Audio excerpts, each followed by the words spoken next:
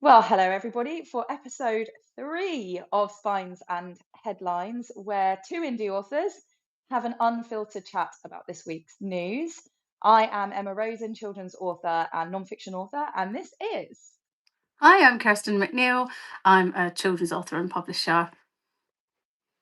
So, That's short and sweet. to the point. You were like drinking your tea. What Yeah. else can I say? In from the school run, need a coffee before I Yeah, function on any level at all. Um, Excellent. Well, we always start with our word of the week. Would you like to give your word of the week to summarize your writing and publishing? I will. Thank you, Emma.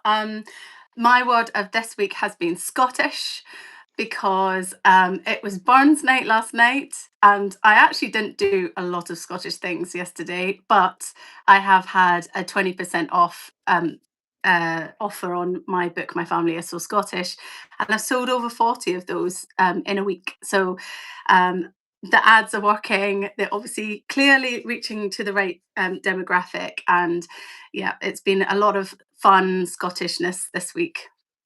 That sounds really What's your exciting. yeah? What's your word of the week, Emma? I am going to go with planning because so I started writing the first draft of the new Natural England book, which is about mudflats.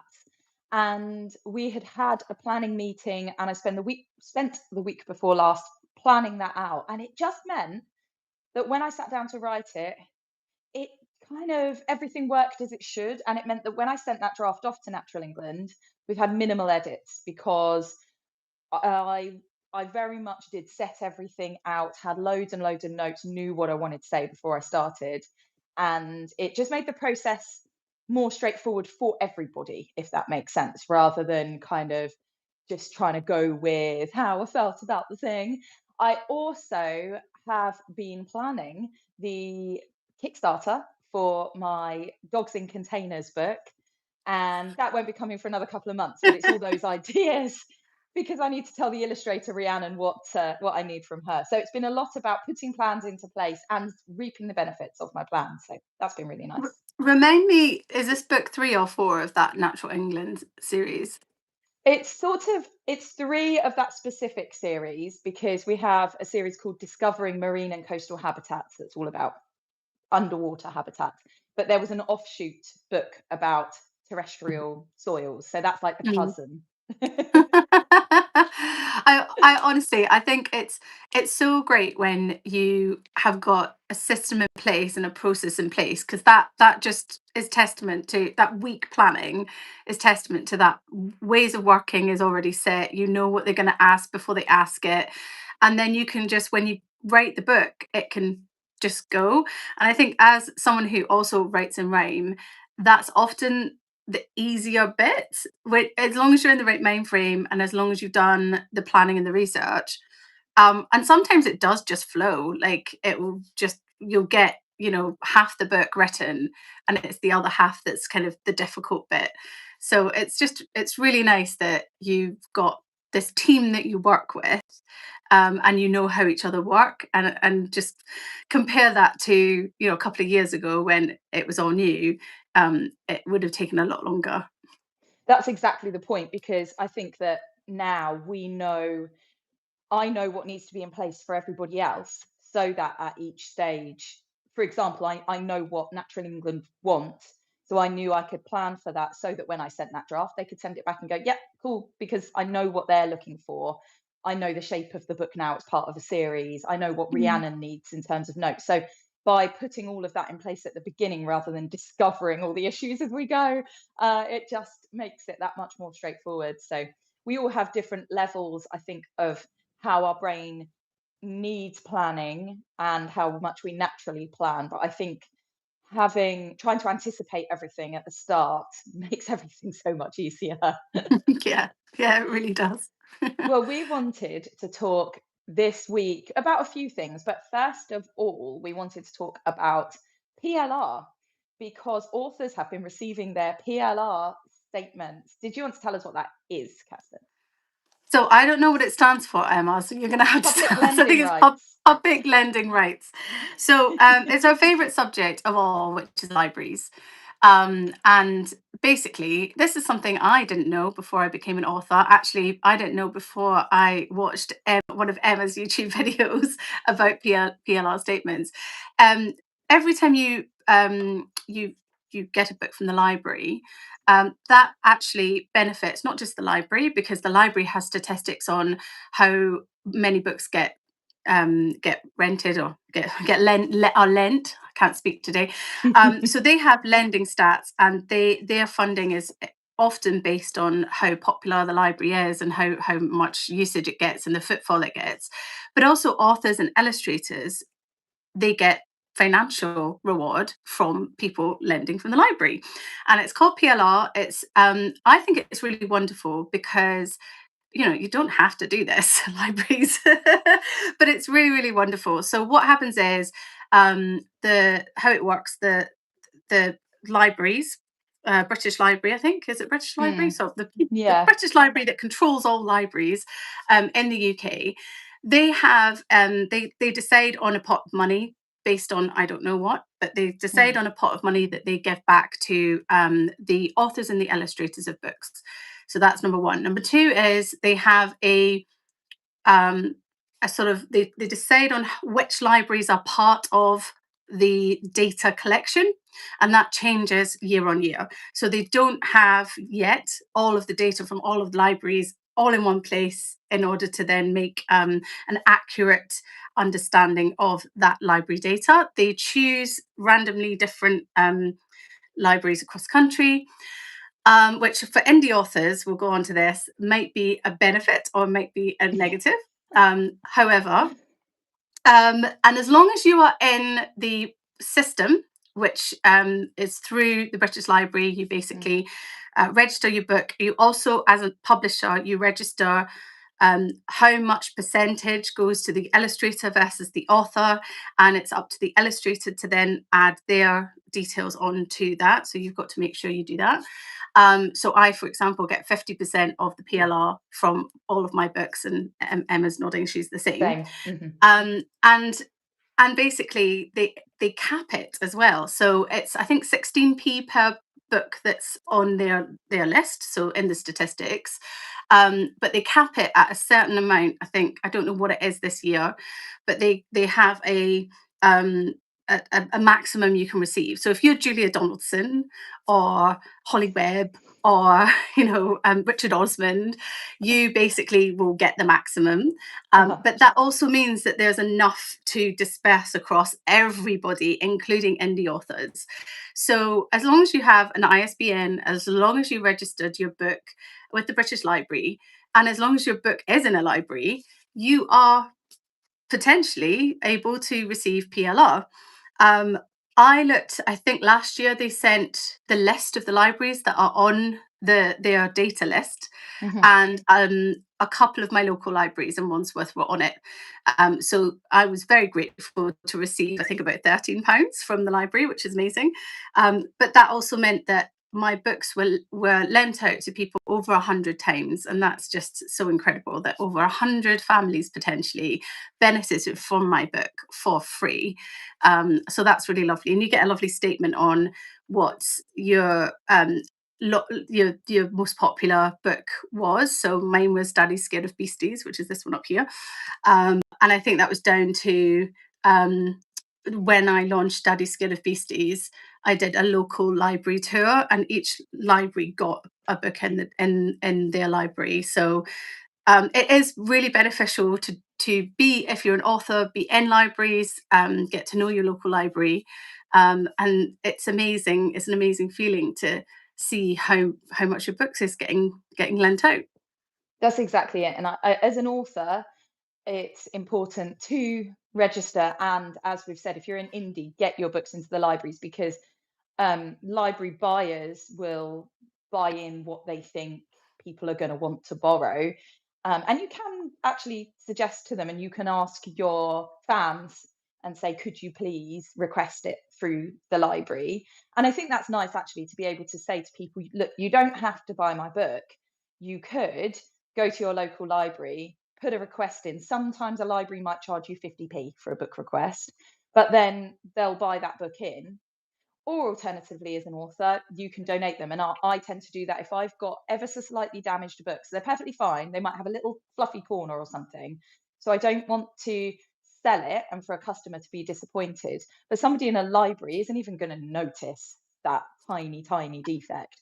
So for me, that means that number one, they're in libraries, people can find my books, they can enjoy my books, wonderful. And number two, I do get that little bit of PLR. So sometimes a library might buy a book, so I make the sale to the library. Other times I might donate, but either way, we get that PLR payment. And it comes out this time of year. There's also a Northern Irish statement, but I have 0 books in Northern Ireland. So that's a big 0 for me. And I didn't get much on PLR this year. Kent was included. I also have a number of books in Plymouth because I've donated a whole load around there. So it does depend where the samples are and obviously how many of your books get picked up. But frankly, even if it's a low number, I'm still just delighted to see that people are reading my books. It's really nice. And also what I love about PLR is, libraries are free to use. They're one of these wonderful third spaces where people can go and collect and have all these little community. It might be a toddler sing along or a Scrabble club or this sort of space people can be in, a hub of the community and a place for information, a place where people can be and not be charged anything. I just think that's wonderful. And books. And what we're saying is that libraries are so important that they should be free. And not only that, but the authors are entitled to a little bit of money for the reading of their books. I just think that whole system is beautiful. I I really know. love it. It's so It's amazing. amazing. I I think will also go ahead. no, I was going to say, just as a reader, um, I didn't really use my local library until I had children, and I don't understand why, because there are times when I've had different pickup times, or I've only got like 20 minutes or 30 minutes, or any time under an hour, and I can't go back home because there's no point, and I'll just pop into the library and Mm. sit down in one of their chairs and read a magazine or a newspaper or a book, or just sit on my phone. And it's just amazing to have this space where you can wander in, and it's warm and everybody's welcome, and it's such a safe place. And there is no coincidence whatsoever why so many middle grade books feature libraries as safe spaces. And I always love it when that's in a book. I really do. Yeah. Yeah, it's wonderful. And I think I'm one of those people at 100 miles an hour who's like, right, I want to pop into the library, get a book. So I'm like in, Yeah. out. My husband, I have to say, is that guy who'd go, oh, I'm out with the kids and I've got to kill some time. Oh, I'll go to the library for half an hour and sit and read Mm, in the library, which is not necessarily something that I would do. But I have really made a concerted effort to do that and to go and take my youngest and just go and be in there and give her the time to flick through books and peruse and chill yeah. and use it, because it's that as well. And I think a lot of us don't necessarily see that side, or I don't. So I just think their existence and their value, and that PLR shows that value for me. I want to give a little shout out to Claire Linney, who is doing Free Book February this month to promote, oh, sorry, next month. I'm Next month, already in next week. February in my I head. know. January, just please, just get read. So yeah, if you would like to follow Claire Linney, she's fantastic. She's a fellow author and book influencer about diverse books and particularly Black history in middle grade books. She's wonderful. But yeah, she is doing a free book February, so worth checking her out for all her promotion of these things.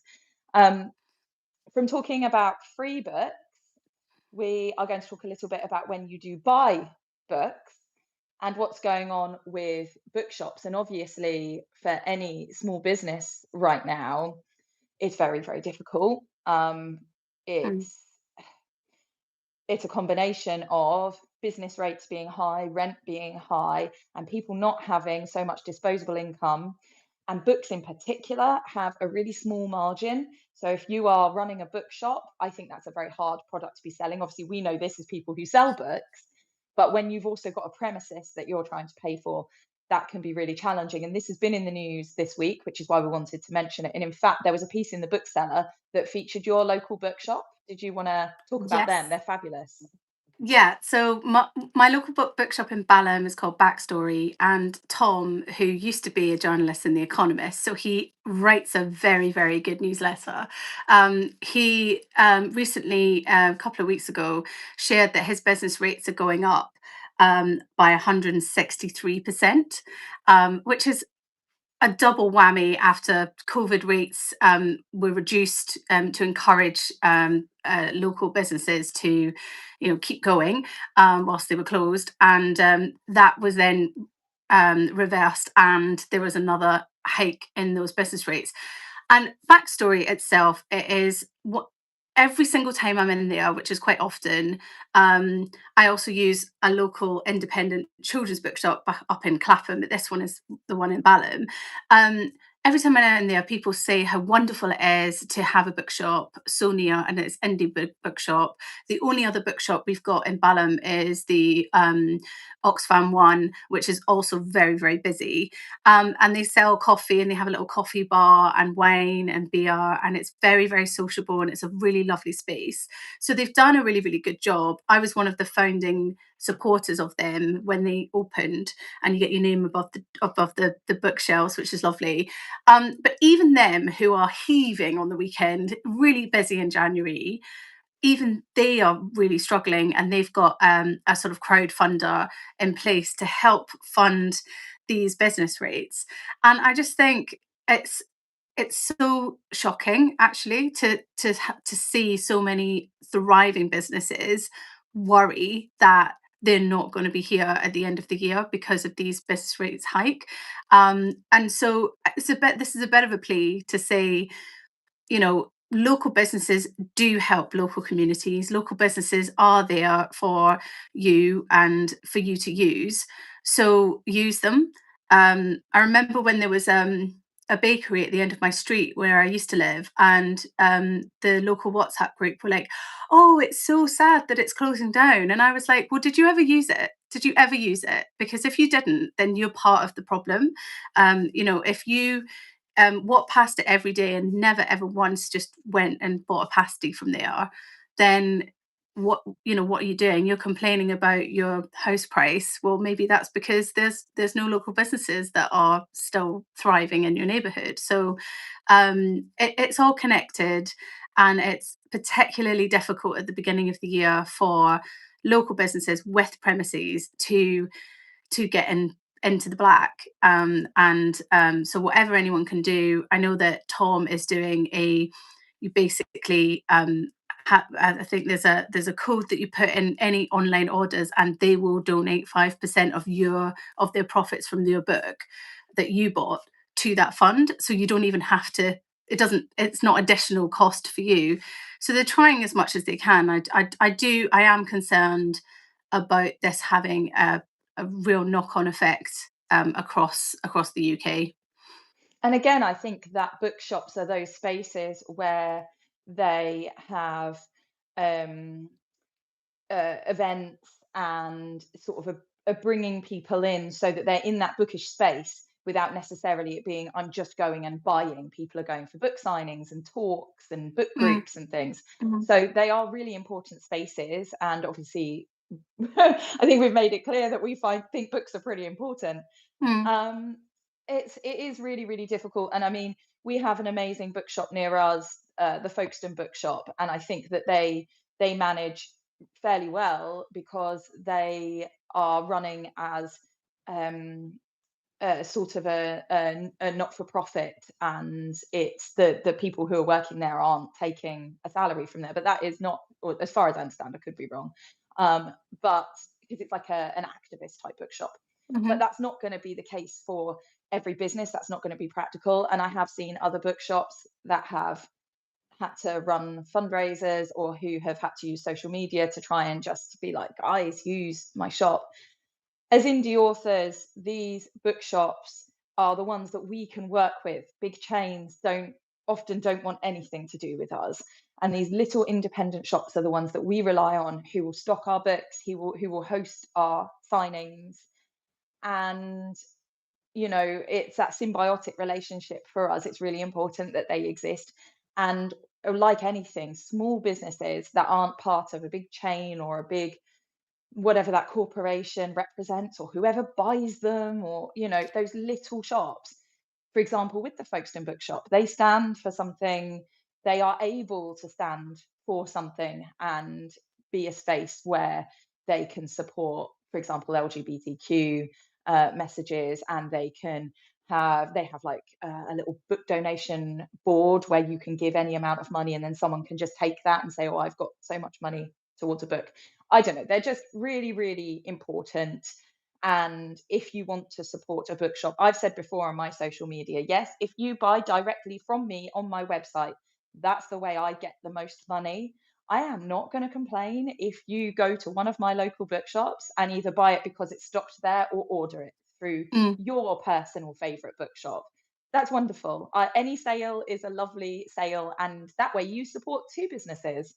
Or you yeah. could go to bookshop.org, and you can even choose who you're supporting. They give a certain proportion of all of their sales to independent bookshops. So there are ways to try and help. But as you say, if you don't use it, these places are going to go. We've also had Mm, a comment, somebody asking about taxes, which is an interesting point. I suppose that's always going to be a difficult thing politically, of looking at how things are taxed. I wonder if that person is suggesting whether maybe taxes are reduced on books or on business rates for bookshops, or tax money goes towards bookshops. I yeah, don't know and if you I have any think this thoughts. is this is a tax rise, so it's a double whammy because they've increased the business rates and they've increased the taxes, so it isn't just one massive thing. And I think what Tom's saying is, you know, it hasn't really been well thought through in the sense that these are happening at the same time. They could have been a warning. They could have sort of raised them over time. But the fact that the business rate's going back to pre-COVID times at the same time as taxes are being increased, and it's a blanket increase as well. It's not dependent on the type of shop or the type of wares that you sell. And it's difficult to do that as well because every shop owner will be passionate about why they are a benefit to the community. So it is difficult because um you know businesses pay tax, and that tax needs to go to help the communities and help the UK. But when you've got the biggest bookshop in the world, Amazon, not paying any taxes in the UK, it's quite a difficult argument to sustain. And I think that that's a really good point, that if you are thinking about buying a book or any product, then consider going to your local high street rather than, I know it's easy, and I did that. I bought I bought a book on Amazon about 3 days ago. So we all do it. Was it the only place to buy it? Because that's the only day I can buy a book. No, I'm going to be completely honest. It was cheap, and it was a book where it's only out in hardback, and I don't personally really buy hardbacks. Yeah, And this specific book, I wanted to get a hold of it for my kids to read, and I don't particularly want to pay the hardback price.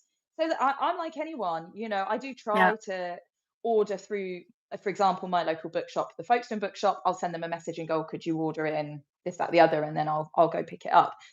But we all do it, but I think it's that conscious trying to stop yourself and go, actually, if you have the privilege of being able to afford to pay full price, which often it will be full price in a brick and mortar store because they can't afford to reduce things like someone like mm, Amazon, who has the bulk and isn't necessarily paying the taxes. So you may have to pay a little bit more. This is a message to myself. I'm talking to myself. Uh, Buy books from your local bookshops if you can. And again, as authors, I'm always gonna support that. My books are available in all the places, so are yours, so that people can mm, buy them where they would prefer, and that's wonderful.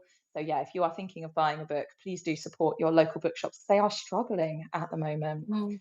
And The you can last, always sorry, buy go ahead. vouchers and stuff. You can always buy Yeah, vouchers. So if you've got any kids' parties coming up and you've got yeah. the kids is is a good likes to read, then buy a voucher from your bookshop, and then that means that someone else is going into the bookshop as well. So that was the only other thing. Very good idea. Yeah, instead of just more toys. Mm. Books are always a lovely gift. So we very quickly before we finish up wanted to talk about something else that's been in the news this week, which is about the author Ellie McNicoll. Honestly, I can't speak today. Who has had an amazing book deal with Pan Macmillan.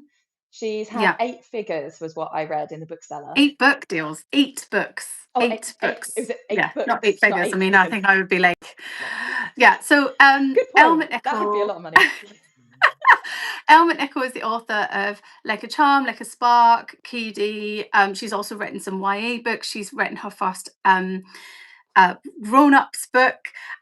She has just signed, this is such a good news story, she's just signed an 8 book deal with Pan Macmillan. Now, one of the reasons, there's so many reasons why this is such a good story, is she basically her publisher was Knights of Media, which went basically under in October 2025.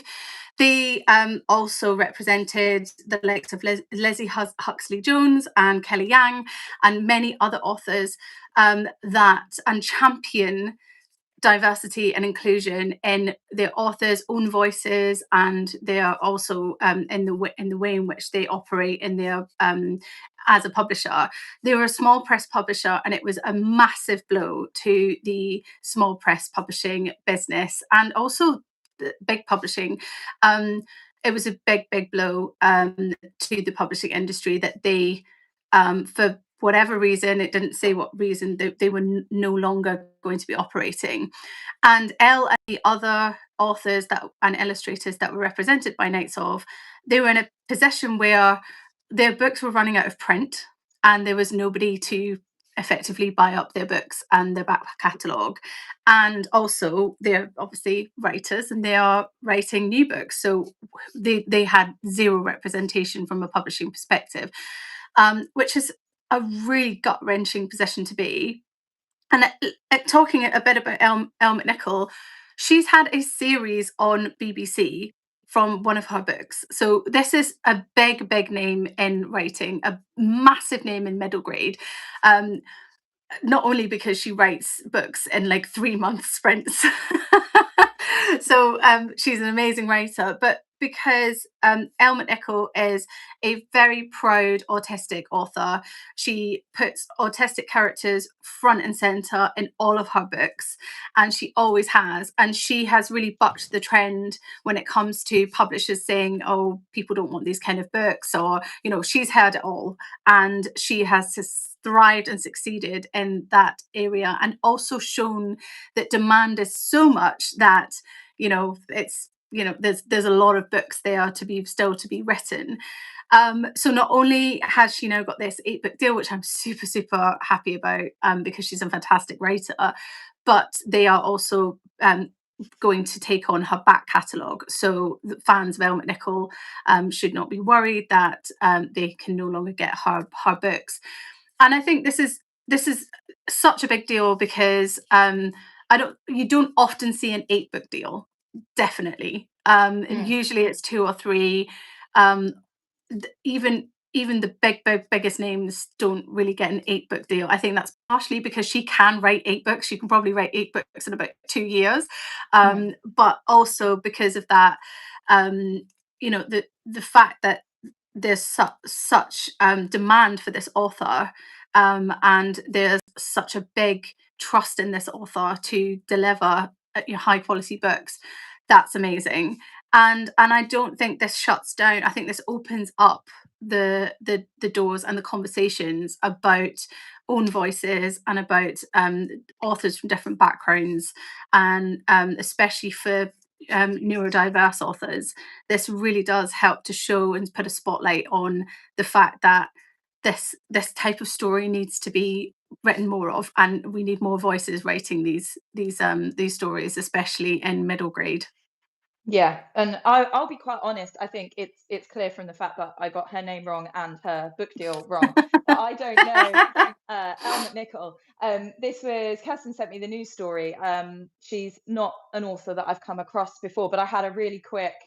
Again, we can see how quick it was from my lack of information. I had a really quick look, and we don't have any of her books in our house. I haven't come across her. I don't recognise her book, but I've read about kind of how much of a trailblazer she's been in terms of own voices, and one of the first people to put autistic characters front and center as an author who was writing as an autistic author as well. Because obviously there's a lot of sort of stereotypical characters and things like that in literature. Middle grade is such an exciting place at the moment. And I have to say that it's been a genre that has passed me by, which is probably why I haven't come across her before. And I feel like that's because the ages of my children means that I've kind of been doing the reading the picture books with the eldest, then the middle one, then the younger one. And then when they're reading middle grade, they're reading that on their own, and I Yeah. don't read it.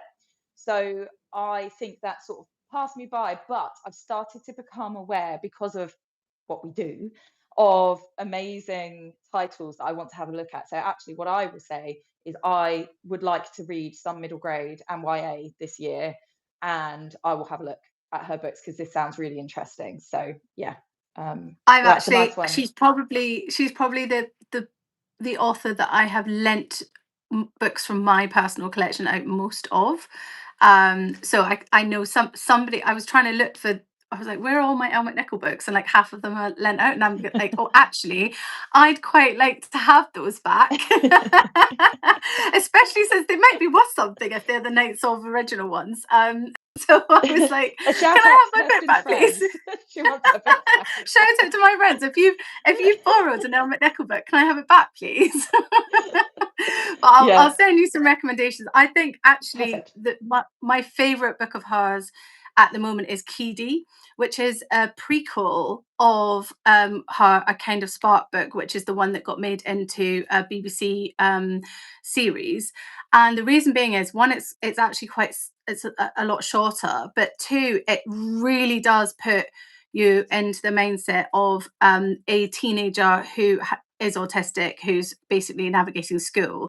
And I think as a teacher, Emma, it's probably will be top of your list to read, but also I honestly think that every single teacher should read it. So that's probably my main recommendation Okay. of Elma Nichols books. I will definitely have a look. My reading rate has increased this year, and I hope to continue that. Yay. And Mm. I have plans to raid my daughter's bookshelves because she's got some really nice middle grade that I haven't read. And yeah, I will add a few to my list. And I'm open to recommendations from anyone who'd like to suggest their favorite books. But yeah, there's if it's a genre you don't read in, you don't necessarily know Mm. who people are. It's going to be the case for anybody. Um, so we are going to be back next week for more news from our perspective. As always, we would love to know what you guys think about these issues. You know, we're coming from the perspective of indie authors, small business owners, indie publishers, however you want to look at it. But it's always important to have a sort of a nuanced and rounded view about all of these things and consider everybody's opinion. So if you think differently to us, please do let us know what you think on these issues we've been discussing. At this point, we don't know what we're going to talk about next week. I think that's often going to be the case because it depends what's in the news. Yeah, have a good week, everybody. Thank you. See you, Emma. Bye.